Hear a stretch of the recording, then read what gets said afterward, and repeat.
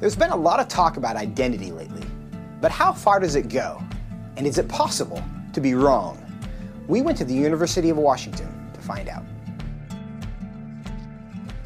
Are you aware of the debate happening in Washington State around the ability to access bathrooms, locker rooms, spas based on gender identity and gender expression? I think people should be able to have access to the facility. I think bathrooms could and potentially should be gender neutral because there doesn't need to be a classification for differences. I think people definitely should have the ability to go into whichever locker room they want. I feel like at least public universities should do their best to accommodate for those who do not have a specific gender identity. You know, whether you identify as male or female and whether your sex at birth is matching to that, you should be able to utilize the resources. So if I told you that I was a woman, what would your response be?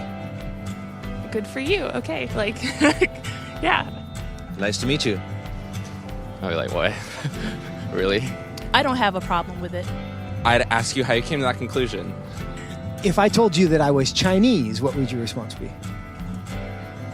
I mean, I might be a little surprised, but I would say, good for you. Like, yeah, be who you are.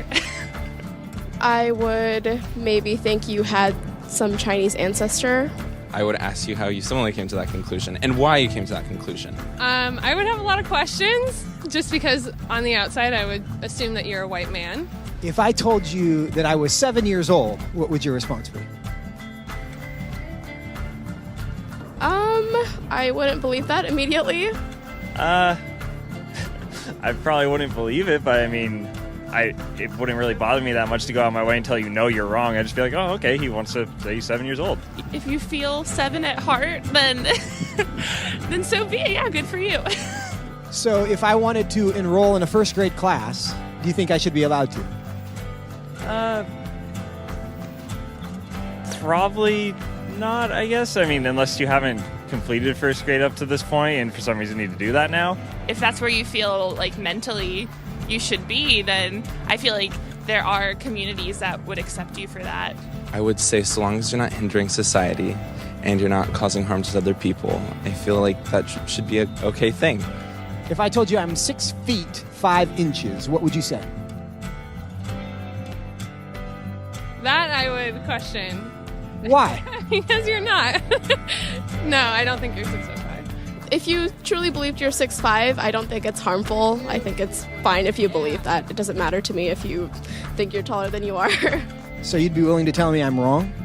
I wouldn't tell you you're wrong. No, but I say that I don't think that you are. I feel like that's not my place as like another human to say someone is wrong or to draw lines or boundaries.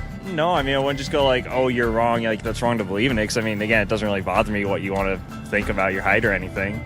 So I can be a Chinese woman. You sure. But I can't be a 6'5" Chinese woman. Yes. If you thoroughly debated me or explained why you felt that you were 6'5", I feel like I would be very open to saying that you were 6'5", or Chinese, or a woman. It shouldn't be hard to tell a 5'9" white guy that he's not a 6'5" Chinese woman. But clearly it is. Why? What does that say about our culture? And what does that say about our ability to answer the questions that actually are difficult?